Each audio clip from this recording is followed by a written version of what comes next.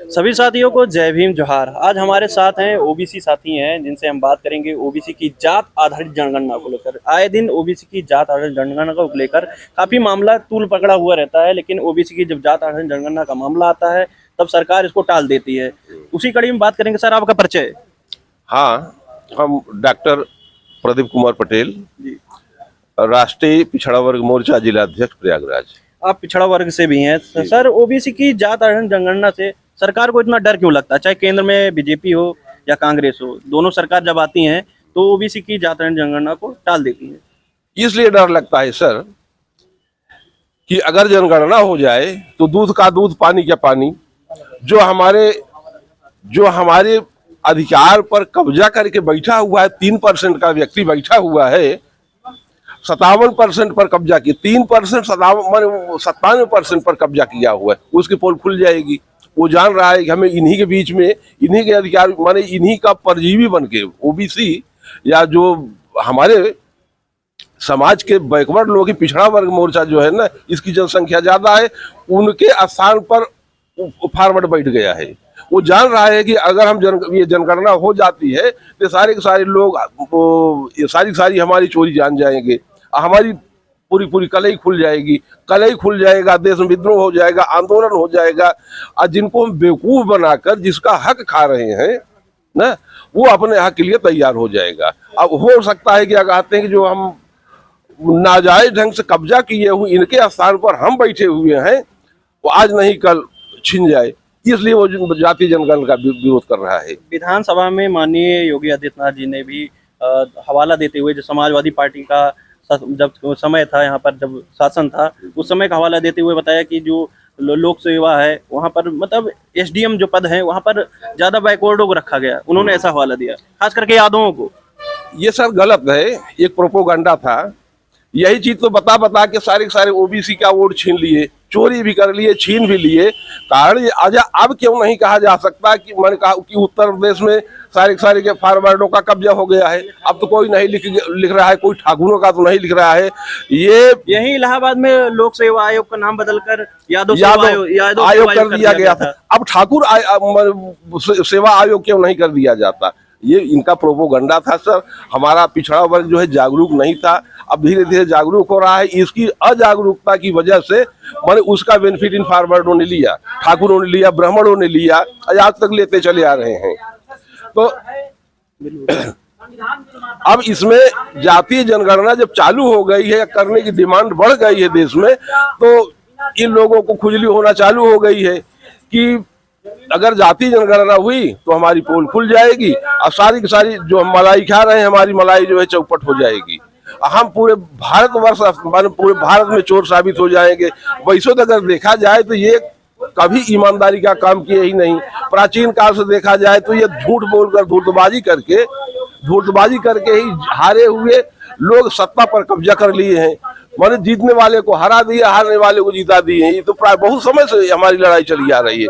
हमारे आंदोलन आज के नहीं है, आज कोई नया नहीं है। ये हमारे साथ बेईमानी और धूर्तबाजी, धताबाजी, ये वेदों में, पुराणों में, रामायणों में ये करते हुए हमें बेवकूफ बनाकर हमारे सत्ता, हमारी पावर को अपने हाथ में लेकर हमारे खिलाफ प्रयोग करते हैं। अभी आपने गीता, रामायण, महाभारत का जिक्र किया। अभी उसी कड़ी में स्वामी प्रसाद मौर्य द्वारा रामचरितमानस के कुछ दोहों का, मतलब जो श्लोक थे उसमें जो चौपाइयां थी, उसका विरोध किया गया। उसके बाद अभी सरकार द्वारा एक मैसेज दिया गया कि हर गांव में, ये भी कहा जा रहा है सरकार खुद देकर पैसा गांव में रामायण और ऐसे मतलब कर्मकांड कराए जाएंगे। सर ऐसा है ना, ये तो चाहते हैं ना कि ये इनका संविधान बंद कर दो, ये संविधान कॉन्स्टिट्यूशन को समझ न पाए, इनकी यूनिवर्सिटी बंद कर दो, इनके सारे विद्यालय बंद कर दो, कॉलेज बंद कर दो। ये चाहते हैं कि ये प्रोफेसर, डॉक्टर, इंजीनियर, वकील, बैरिस्टर न बनने पाए।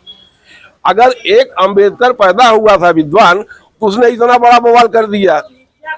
अगर घर घर में ये पढ़ाई पढ़ेगी, घर घर में अम्बेडकर पैदा हो जाएंगे, तो हम 3% के लोग, 5% के लोग कहाँ रह जाएंगे? इसलिए इनको अशिक्षित बना दो। इनकी सोच जो है ये मनुस्मृति लागू करने की है। तुलसीदास का जो रामचरितमानस है ना, ये 16वीं शताब्दी की मनुस्मृति है। ये मनुस्मृति का मतलब है उसमें केवल ब्राह्मणों की महिमा का वर्णन किया गया है। हालांकि उसको तो हम सब माने जो ओबीसी के लोग हैं, एससी के लोग हैं, इनको पढ़ने का भी अधिकार नहीं था। अरे अभी तो केवल एक चौपाई पर तमाम डिबेट चल रही है, हंगामा मचा हुआ है ना। अगर उस मानस में ढूंढा जाए ना, इतनी चौपाइयां सब यहाँ के मूल निवासियों के खिलाफ ही लिखी गई हैं। उस समय जबकि भारत में मुगलों का शासन था, मुगलों के शासन में तुलसीदास ने मानस की रचना की, लेकिन मुसलमानों के खिलाफ एक भी शब्द नहीं लिखे गए हैं, एक भी चौपाई नहीं लिखी गई है। सारी की सारी चौपाई किसी को शूद्र बनाया है, किसी को अंतज बनाया है, किसी को अछूत बना दिया। लेकिन हमारे लोग अब धीरे धीरे जागरूक हो रहे हैं। अब समस्या ये होगा कि वही फार्मूला ये लागू करके फिर से हमें अधिकार वंचित करना चाहते हैं। हमें शूद्र बनाना, हिंदू पहले तो शूद्र बनाते थे, लेकिन अब हमको हिंदू बना रहे हैं। जबकि शूद्र और हिंदू का मतलब एक ही होता है, हमारे समझ में नहीं आता। हिंदू शब्द, अगर हम हिंदू हैं तो ब्राह्मण क्यों नहीं हिंदू है? वो तो अपने को सनातनी कहता है, वो कहता है कि हम सनातनी हैं। ब्राह्मण अपने को सनातनी हिंदू नहीं मानता। हमारे वेद पुराणों में हमें शूद्र कहा गया है। तो अब प्रश्न उठ रहा है कि हम सनातनी हैं कि हिंदू हैं कि शूद्र हैं? शूद्र कह के हमें अधिकार वंचित, क्योंकि उन रामायण वेद पुराणों में लिखा गया है कि स्त्री शूद्रो नाधियताम, स्त्री और शूद्रों को पढ़ने का ही अधिकार नहीं है। जब पढ़ने का अधिकार नहीं है, डायरेक्ट अगर आप रोकेंगे तो ये जानते हैं कि साले जूता डंडा चलाना चालू कर देंगे। इसलिए चालाकी ये कि यूनिवर्सिटी ही बंद कर दो, क्योंकि इनके सभ्यता में, जो ब्राह्मणों की सभ्यता है, इनकी सभ्यता में कभी यूनिवर्सिटी, शिक्षा, गुरुकुल जो बात करते हैं ना, सब झूठी कहानी है, ये सब मनगढ़ंत। जैसे हमारी विरासत को खत्म कर दिए। 1818 में इक्वेशन हुआ, क्या कहते हैं कि वो नहीं, अरे जब खुदाई हुई, अच्छा, जो सभ्यता की खुदाई, हाँ सभ्यता की जब खुदाई हुई, तब तो हम जान पाए कि ये बुद्ध में तो भगवान, ये पूरा भारतवर्ष बुद्धमय था, तब पता चल पाया ना। लेकिन उनका दमन कर दिया था इन क्या कहते जानवरों ने, ब्राह्मण रूपी शैतानों ने उनका दमन करके हमारी सभ्यता के स्थान पर अपनी सभ्यता स्थापित कर दी थी। जिस ढंग से हमारे साथ 420, हमारे पूर्वजों के साथ, हमारे बड़े बड़े राजे महाराजाओं के साथ ये लोग 420 की है, धूर्तबाजी, धताबाजी की है, उसी ढंग से धताबाजी ये फिर चालू कर दिए हैं। क्योंकि अभी ज्यादा से ज्यादा 70 साल 72 साल हुए संविधान की रचना हुए, तो अभी हमें पूरा अधिकार नहीं मिला। संविधान का अभी 20% हिस्सा लागू नहीं है। तब तक ये छीनने का प्रयास चालू कर दिए हैं। छीनने का प्रयास चालू करके अंत में इनकी सोच है कि इनका हक, अधिकार, जमीन जायदाद जो हमें संविधान और कुछ अंग्रेजों के माध्यम से मिली थी, संविधान ने जो हमें हक प्रदान किया था, सारा का सारा इनको छीन लिया जाए। जी, बहुत बहुत धन्यवाद।